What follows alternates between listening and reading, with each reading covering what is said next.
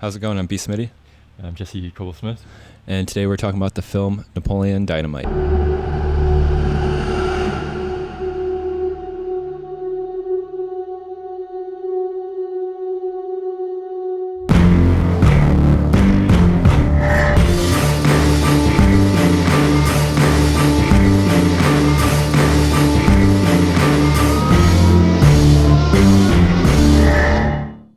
Released in 2004, starring John Heder and directed by Jared Hess.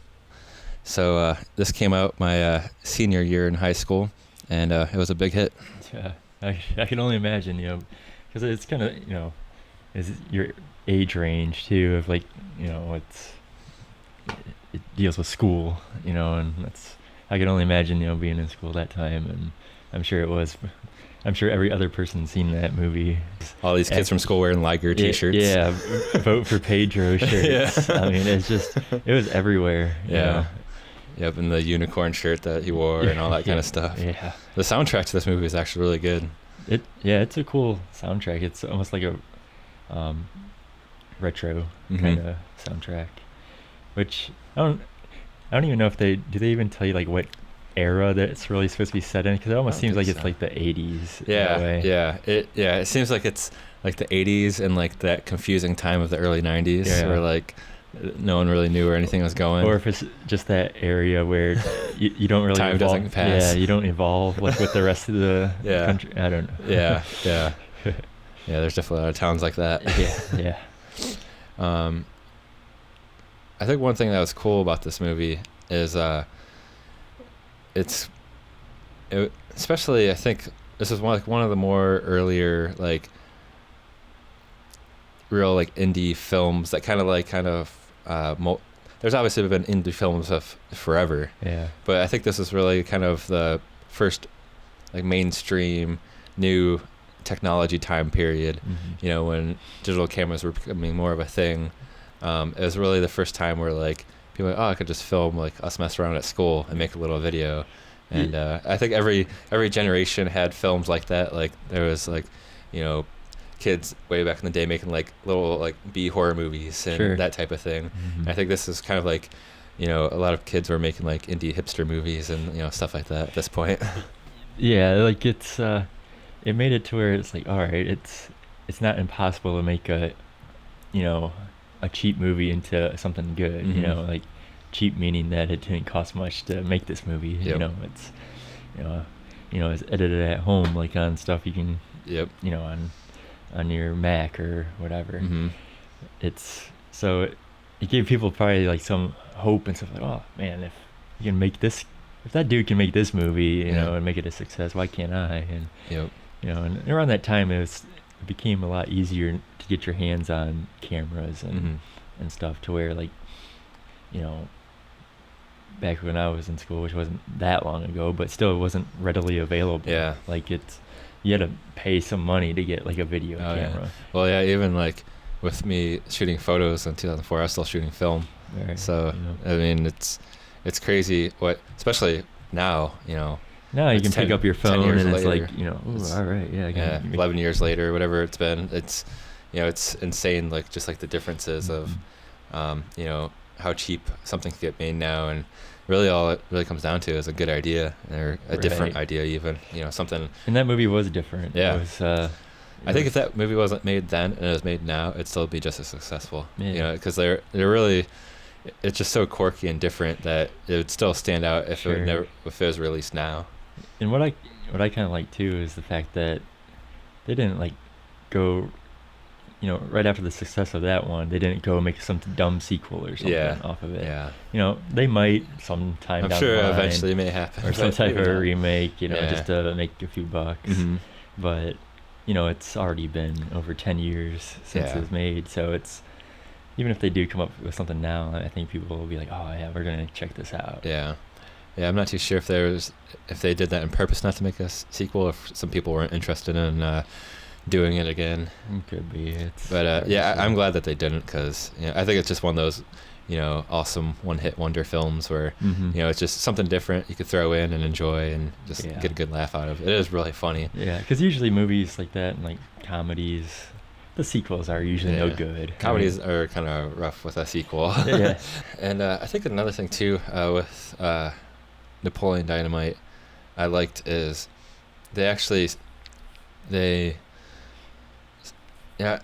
especially like it's hard to have like a style, and I think this movie like really found one. Like it has like a very like kind of like desaturated like pastels, like very like you know, it had a really good like I think everything fit. It's like washed out looking, like it was everything fit. The cast was awesome too. Like they all fit their roles real well. Like the Deb, like the photos by Deb girl, like she was real cool, and just like the just quiet girl that kind of they worked real well together. And like Pedro, like he's that awkward like immigrant kind of guy, and it's like doesn't talk much, but he's still pretty funny how he comes off. And they kind of use like the thing with like the piñata and stuff, and how he doesn't like get it and all that kind of stuff. I like Kip too. Kip is my favorite character. Like I think those scenes are probably my favorite, or the ones that include Kip in it. Right. I think he's probably the funniest in the movie, just because his acting is just so ridiculous. And it was really cool because I guess if you want to put a time period on it, if you go by like the computers, it's probably like 90s, I guess, because the like the instant messaging. Right. Or, I don't know if it's instant messaging or emailing. I can't remember, but I know like but he said he was like chatting with you're just jealous because I've been chatting with babes all day long. Yep. So it was definitely when the internet was a little bit around.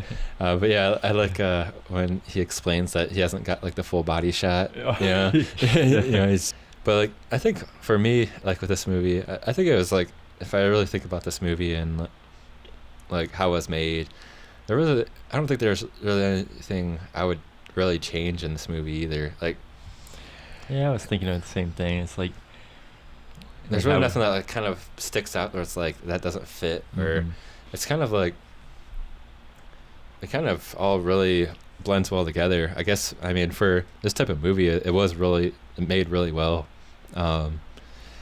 Like there's nothing that stands out where like, that was a bad scene, or that doesn't really make sense, or because I try to think about it. I can't really think of anything that I need to point out like, this is kind of without getting just like real picky about something. Yeah.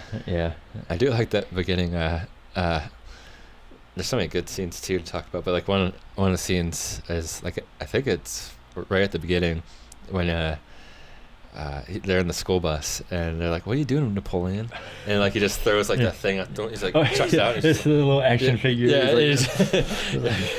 it's just like super random. Like he's so like sneaky about it. Like, yeah, that is funny. That's how the whole movie is. Yeah. And I remember like when I first seen it, I was kind of like a little lukewarm about it. I'm like, this kind of like just, it seemed like, man, looks like it's dumb or something. But first time I watched it, I loved it. It was like, and I've seen it quite a few times since then. It's been on TV and whatnot, but it was like a refreshing comedy. Yeah. At that, especially at that time. Yep. Yeah. I think that's what's cool about this movie too. Is like there isn't many comedies that's just like subtle comedies. Right. Where like, like the things where like when he's out feeding the llama and he just keeps on like throwing the food down, and like just being stressed out. Right. Like those type of like simple scenes are like so good that like it's kind of like comedies don't have to be like in your face over the top, falling all over, falling. What's awesome about this comedy too, there's no like, it's, I don't even know what this movie's rated, but it's got to be like nothing, like PG. Yeah, it is PG. Like that never happens either. Right. Like an awesome comedy that's rated PG. Yeah, and it makes the guy who wrote it, what was his name? It was Jared Hess, the director, and I don't know. It looks like Jerusha Hess. Okay, well, so written and directed by so co-writer. It actually took thought to do it. Anybody can make up a dumb movie that you throw around, swear words the whole. To me, that gets old. Yeah. I mean, the shock comedy. The shock comedy crap. Just because you use the F word in every other sentence doesn't make it a funny movie. Right. It's not. I mean, it's. it makes it more like, all right, that's dumb. All right, that's all you can think of. Right. Like, Yeah. you know, with this being PG, it's like you have to come up with good dialogue to make it funny, and that's why I think it was successful. You know, too. Yeah. Because it was appropriate for all, you know, ages too, and you know, it wasn't like held back. I'm sure at the time the 40, 50-year-old bros are like, oh, that's dumb. Right. But, you know, I'm sure if they watched it, they'd secretly be like, oh, yeah, that was funny. Yeah, because, you know, they're the Steves of, you know, that, you know, like that they're kind of portraying. So like, oh, I'm not watching that. But, it's... I think that's kind of like, now talking about that almost kind of makes this movie kind of stand out even a little bit more, like being a PG film and kind of thinking of it in that direction of like, it really was, you know, already knowing it was super original, that like, you know, they didn't have to go in a weird direction to, you know, try to please, you know, anyone in a certain way. And they kind of just made it with real, like, it's like a super good dry, you know, humor comedy that, you know, you don't really get to see too often. Right. I like dry comedy. That's where it comes in with, you know, good writing. And the character, you know, with the writing, how the characters are. Every character is funny in their own way in this movie. You know, the Uncle Rico's, and you know, he plays that weird kind of, not quite sure if he's a creeper type guy. Uncle Rico. Yeah. Like he's always got something going on. He's got something going on. He's, you know, he's kind of a shifty character. Like he has this weird van. Like, why do you have a van like that? Type thing. He's creeping on the young girls. Trying to get them breast implants. Breast supplements. Passing them out to the high school girls. Like what guy sells Tupperware type stuff too. Just like trying to like, I think there was something weird with the Tupperware. Oh no, it's I think it was Napoleon or it was a Kim. Kim was trying to sell it. He puts it on a tire. It just shatters it. He just drives away. Like, oh man. It just tries. That was a great scene. But, for sure. I don't think this movie. I don't think it's on any type of streaming. Not that I'm aware of. No, I don't think it is either. It's definitely another one of those movies that you can find in the classic $5 bin. You know, it's definitely a purchase film if you haven't seen it. It's a good one to have in your collection. It's you'll get laughs out of it. You know, no matter what kind of comedies you like. You'll get a laugh out of at least one of the characters. Yeah. You'll get a connection somewhere. I think it's like, you know, it's definitely one of those things where if you haven't seen it, it'll be a super refreshing comedy to watch. Yeah. Until next week, take it easy.